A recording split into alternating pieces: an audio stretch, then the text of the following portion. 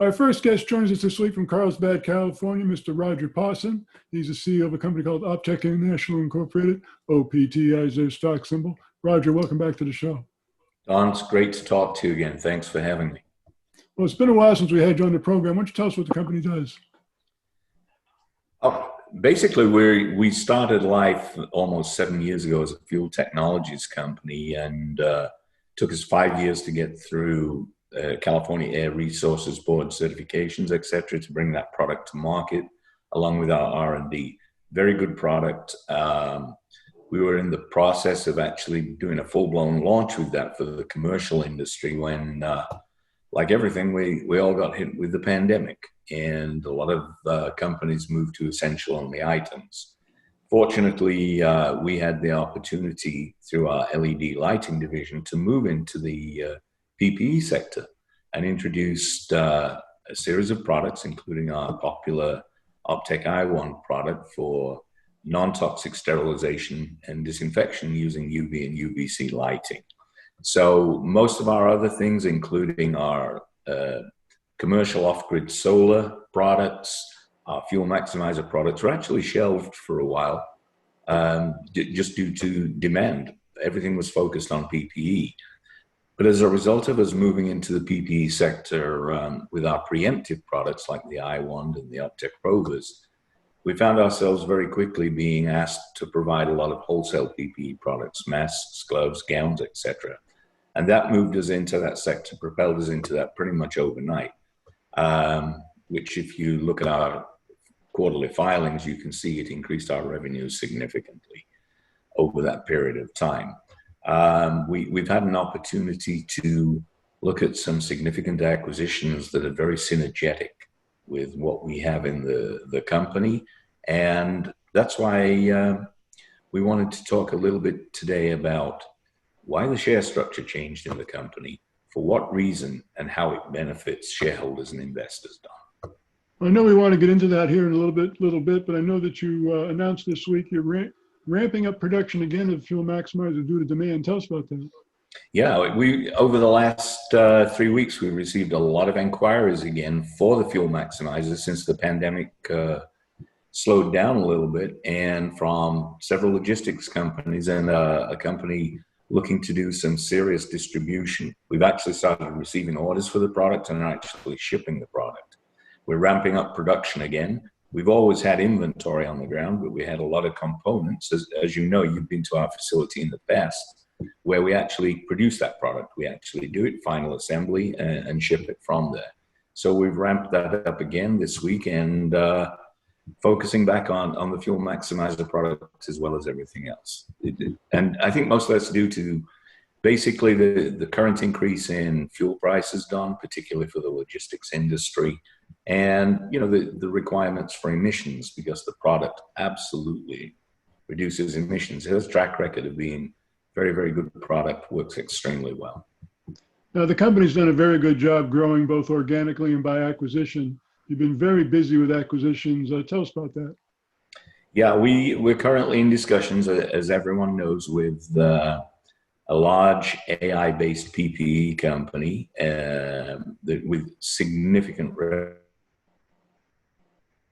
revenues. We've been in discussions for about just maybe 2 months right now. We're finalizing the details of that acquisition, and we agreed with the company in that particular project that we would jointly announce the financial and stock compensation at the time of the final signatures for the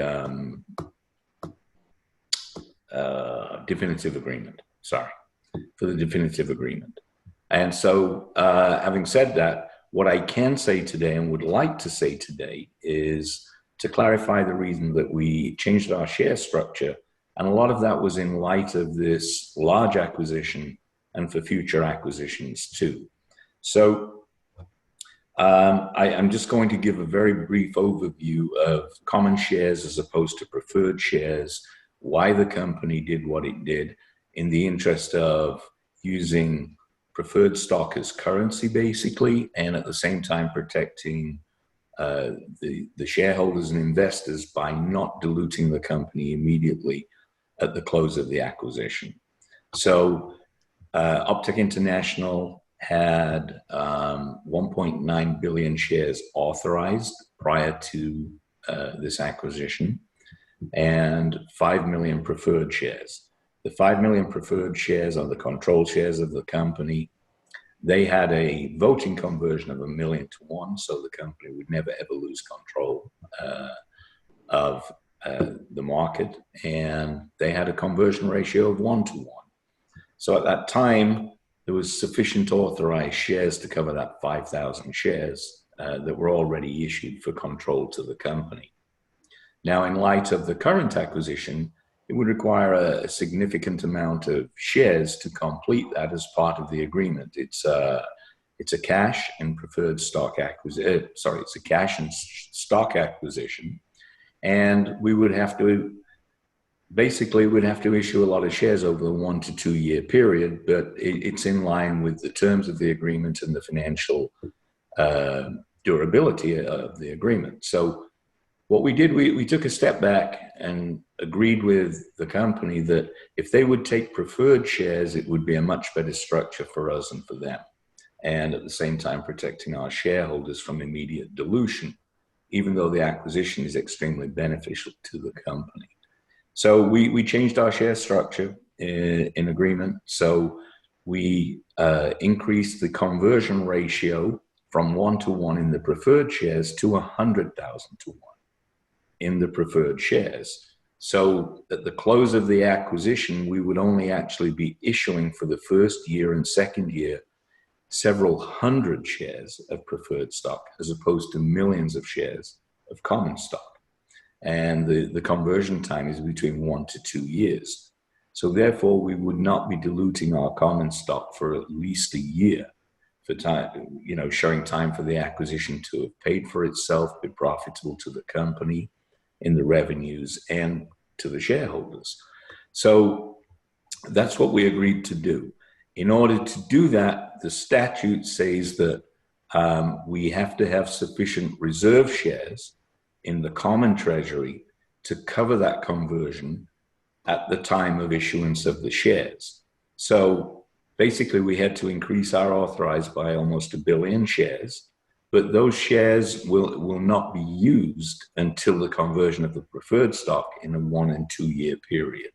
So whilst we had to stay in compliance with regulatory use, which we did, and we filed those amendments and they're effective, but you will see little to no change in the actual increase in the issued and authorized of the common shares.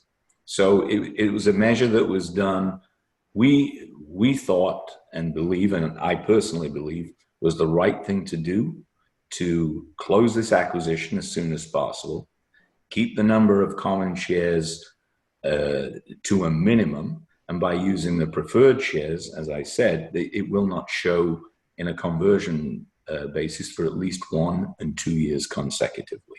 So it's not something that's easy to put in a press release. It's not something that's easy to put in a tweet. So I think this is the most direct way to address this issue, Don. But there is no immediate dilution to the company to close this acquisition. No immediate dilution to the shareholders and investors to close this deal. The benefits through the first year prior to any type of conversion for that are only very beneficial to the company, from the revenues from the acquisition, the profits from the acquisition that will reflect in the consolidated financials.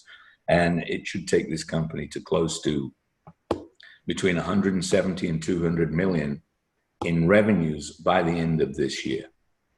Well, that's exciting. Very well thought out. Very well said. Once again, Optec International, OPTI.